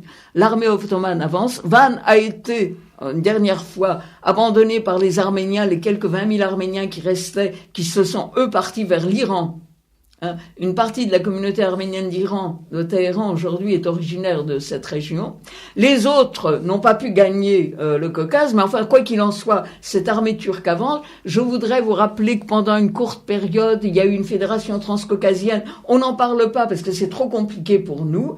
Et la guerre étant non pas terminée mais continuant, le gouvernement bolchevique, en l'occurrence Trotsky, a signé avec le gouvernement allemand le traité de Brest-Litovsk auquel Taliat Pacha, Brest-Litovsk c'est là-haut en Ukraine, enfin pas en Ukraine, excusez-moi, en Biélorussie. Bon, Taliat Pacha est allé lui-même, et dans le traité de Brest-Litovsk, toutes les provinces du sud du Caucase, y compris Gals et sa région, ont été abandonnées à la Turquie. Bon. Donc l'armée turque avance. L'armée turque avance, et la question qui se pose à Yerevan est la suivante. Premièrement, comment résister à cette avance de l'armée turque qui va prendre tour à tour Alexandropol, et qui, au mois de mai 1918, c'est-à-dire 6 mois après l'arrivée d'Aram, 5 mois, est aux portes d'Etchmiadzin, à 40 kilomètres de Yerevan. Bon, je ne fais que dire cela, sans compter que tout le cours de l'Arax, qui sépare en principe aujourd'hui le Yerevan de Nakhichevan, est lui aussi occupé par cette armée dont l'objectif est d'atteindre Bakou et son pétrole, soutenu par les Allemands, qui ont eux aussi besoin que les Turcs, qui sont leurs alliés, arrivent à Bakou, parce qu'ils ont besoin à la fois de pétrole, la guerre est moderne, ils ont besoin de coton, il y en a dans la région, ils ont besoin de chanvre, ils ont absolument besoin des richesses minières et des richesses agricoles du Caucase. Bon. Ça, c'est le premier problème militaire. Problème intérieur, c'est le chaos à l'intérieur. Le chaos avec une absence totale chez les Arméniens de civisme, il n'y a pas de civisme. Les Russes sont en train de partir, non seulement l'armée, les militaires, mais les civils, les administrateurs, les fonctionnaires sont en train de quitter cette Arménie où ils n'étaient pas très nombreux, mais ils quittent. Bon, à la place, il n'y a pas des gens conscients de ce qu'on pourrait faire, et l'idée générale des uns et des autres, c'est de fuir, d'abandonner Yerevan et de fuir. Mais fuir où ? Fuir où, puisque tout le pays est en feu et en sang, tout le Caucase, il y a à la fois les bolcheviks vers le nord, les Kurdes sont en train de piller tout ce qu'ils peuvent se piller, en train de couper les voies ferrées, l'Arménie est coupée complètement de Tiflis et du reste de la région, c'est vraiment une région abandonnée du peuple.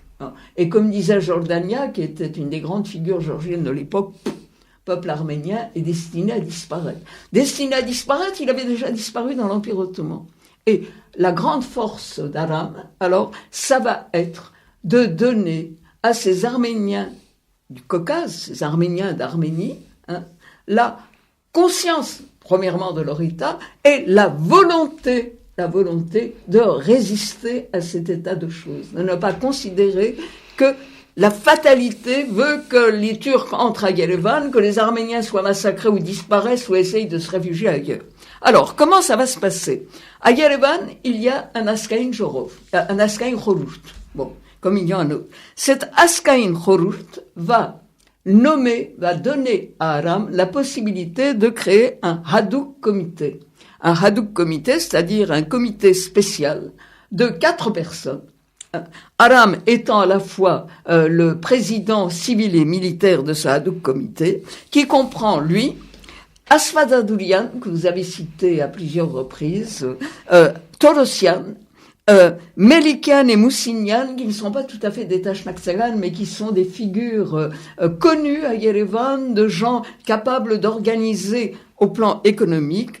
Et à partir de là, ce Hadouk comité va, avec l'aide du général Silikian, qui lui est sous la direction du général Nazarbekian, qui est le chef, si je puis dire, d'état-major de ceux qui restent de l'armée russe au Caucase, mais qui lui est encore pour le moment à Tiflis. Silikian arrive à Yerevan avec Dro. Alors Dro, vous le connaissez, c'est un militant Tashnaktsagan, et c'est aussi un des chefs une des 5 armées des volontaires arméniens, oui. Partis d'Yerevan, arrivés à Van en 1915, etc., etc. Tout de suite, je précise que autant les relations entre Aram et Roupen ont été toujours excellentes et fraternelles, autant les relations avec Dro ont été, un peu conflictuelles. Mais une coordination parfaite dans la création de la République. Mais ils s'entendront sur les points essentiels.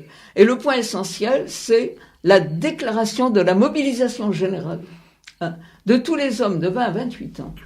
Ça, une des premières mesures qui est prise par le Hadouk Comité, là, tout de suite, au début de l'hiver 1918, on est juste au début de l'hiver, avec ordre pour tous les hommes valides de 20 à 28 ans de venir avec 3 jours de nourriture, de se présenter à des bureaux de recrutement pour constituer l'armée future que l'on va envoyer pour tenir tête à l'armée turque. Eh bien, ça paraît simple, ça, de dire ça. On va dire aux hommes de venir de 20 à 28 ans. Bon, il y en avait certains qui avaient déjà été mobilisés pour l'armée russe. Ceux qui étaient restés sur place, inutile de vous dire que ni les paysans, ni les citadins arméniens n'avaient envie d'envoyer leurs fils se battre contre une armée turque avec les moyens du bord. Mais ils n'avaient pas le choix. Ils avaient le choix de ne pas venir. Bon. Et il fallait créer chez eux le sentiment de la nécessité. Leur donner, non pas l'impression, mais la certitude que s'ils ne se battaient pas, ils subiraient le même sort que les Arméniens de l'Empire ottoman et qu'ils seraient massacrés.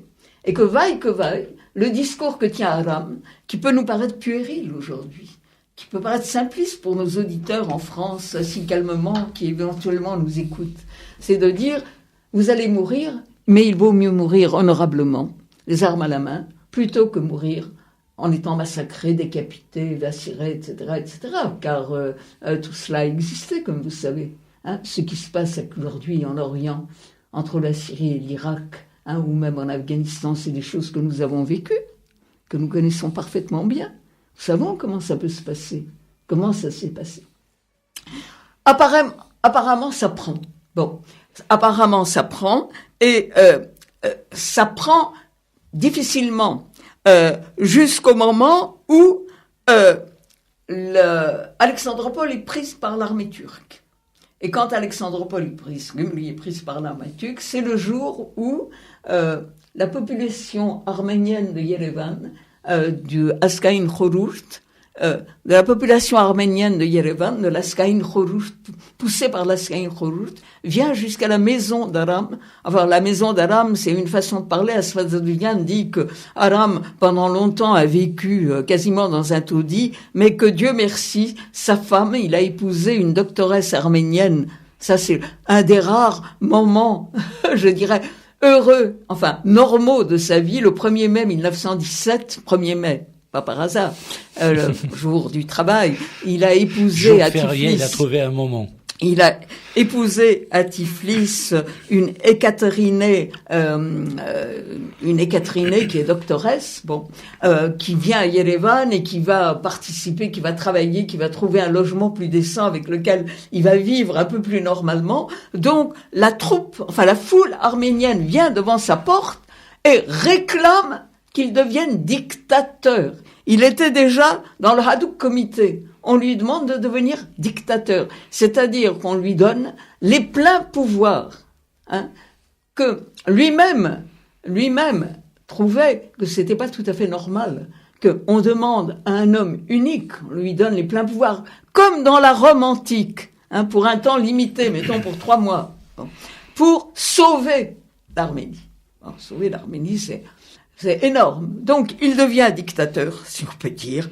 Et c'était quand même quelque chose qui était un peu lourd à supporter, de devenir dictateur. Oui, mais c'est pas un titre officiel ou c'est pas une situation officielle. Il n'est pas seul à décider de tout, quand même. Non, parce qu'il y a un parlement, il y a un premier ministre, il y aura un premier ministre. Non, mais on n'est pas là. C'est avant. Non, mais bien sûr. On n'en est pas encore là. Il n'y a pas encore de premier ministre. Il n'y a rien du tout. On est d'accord. C'est plus tard. Mais ce que je veux dire, c'est que il sera pas dictateur pendant toute. 3 mois, j'ai dit. Voilà. 3 mois. J'ai dit depuis la prise d'Alexandropol, pendant 3 mois, des temps limités. Il accepte difficilement, lui-même trouve ça scandaleux. Et c'est dans cette période-là que par la parole, la persuasion sous toutes les formes, il réussit ce que nous avons toujours décrit dans différents ouvrages, dont celui de Serge Afanassian, qui a été mon plus vieil étudiant et qui, vers l'âge de 80 ans, a passé une thèse sur l'Arménie, la Géorgie et l'Azerbaïdjan, les indépendances, et qui a publié en 1985 un livre qui s'appelait Sardarabat. Sardarabat. Bon, il va réussir à envoyer à Sardarabat, non seulement, dans la bataille de Sardarabat, qui a été, comme vous savez, menée par Silikian contre l'armée turque, non seulement des jeunes militaires, des jeunes conscrits, sans grande expérience, avec des armes qu'on leur a procurées, des armes, il y en avait, mais aussi une population civile, d'hommes, de femmes et d'enfants, Karekinov-Sepian aussi, l'église, la présence d'un évêque Karekinov-Sepian qui aura un grand avenir plus tard au Proche-Orient, qui vont arriver... Qui va devenir catholicos.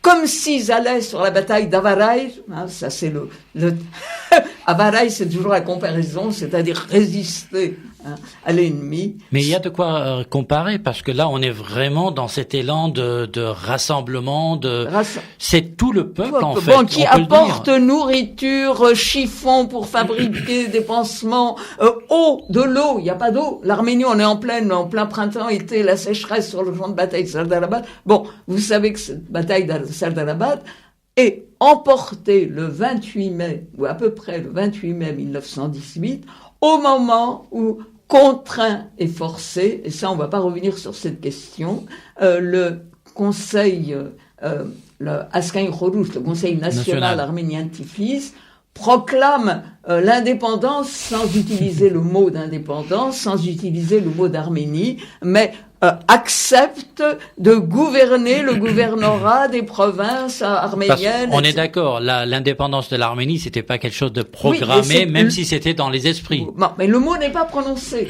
Et aussi parce que l'héritage était fantastique, parce que vous savez bien comme moi que les Arméniens ont accepté, alors que les Géorgiens, les Azoris, poussés par les Allemands, ont voulu cette indépendance, ont accepté cette indépendance, et que entre parenthèses, je voudrais rappeler que le 27 mai 1918, l'Azerbaïdjan est la première république musulmane du monde.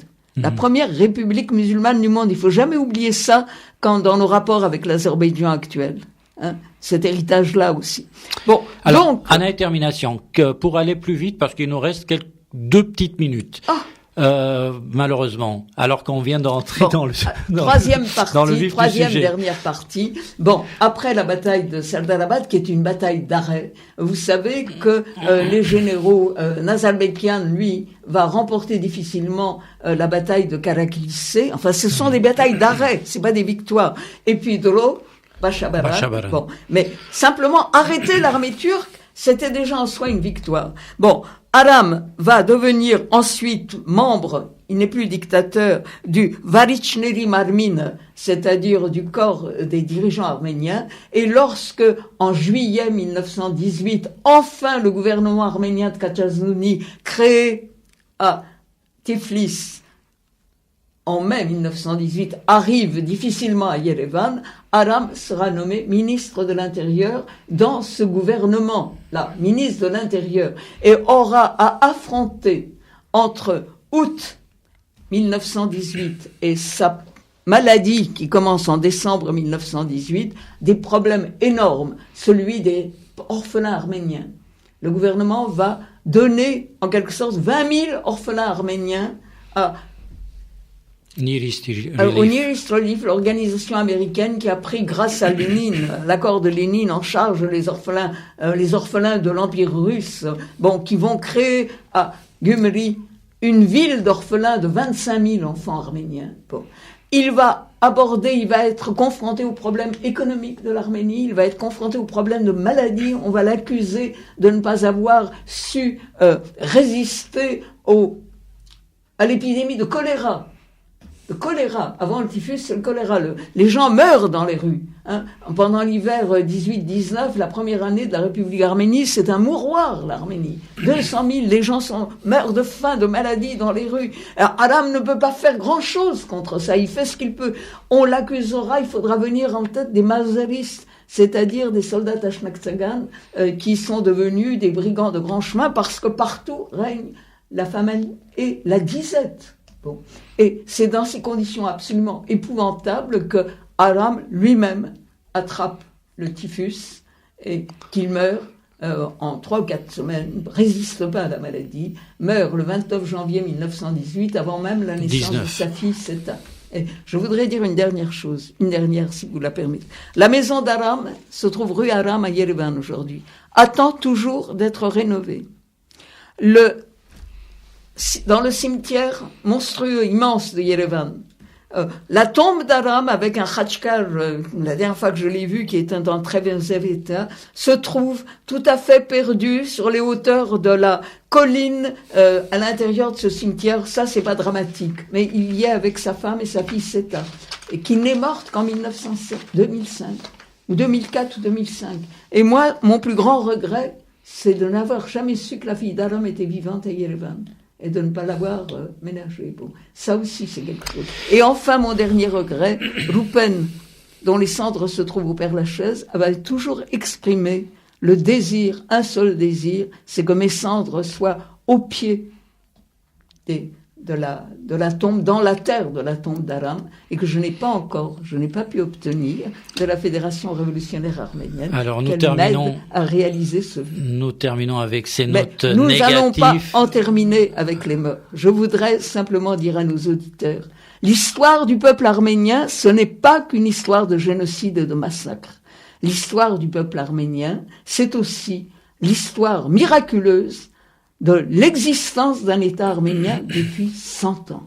Et que ça, c'est quelque chose sur lequel nous devons, nous, nos enfants et nos petits-enfants, veiller, avec la plus grande, non seulement lucidité, mais peut-être avec, quel est le terme que je pourrais utiliser, avec la plus grande solidarité. Il ne suffit pas aujourd'hui d'être un Arménien de la diaspora, citoyen américain, argentin, français, etc. Il faut être aussi un citoyen de ces différents pays d'accueil, conscient de l'importance de cette République d'Arménie. Donc merci Anaï Termination pour cette émission très riche. Toujours avec cette frustration de ne pas avoir dit l'essentiel. L'essentiel, c'est souvent dans le détail, et j'invite nos auditeurs à s'intéresser à ces histoires. Et on termine avec ce mot avec tout ce que vous venez de nous raconter, un seul mot: respect à ces hommes, respect à Aram. Je voudrais juste ajouter une dernière chose. Aram a été un Metzmart, un grand homme. Ce Metzmart, dans les 2500 pages de Richard Ovanessian, a droit à 2 pages et demie. Merci, et à une prochaine émission sur d'autres personnages clés de notre histoire. Merci à vous et bonne chance.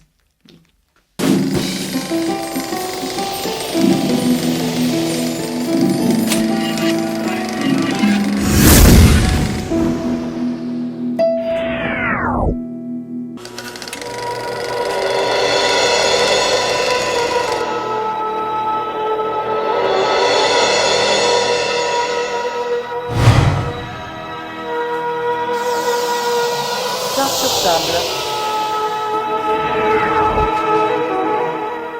Une émission proposée par Hype FM.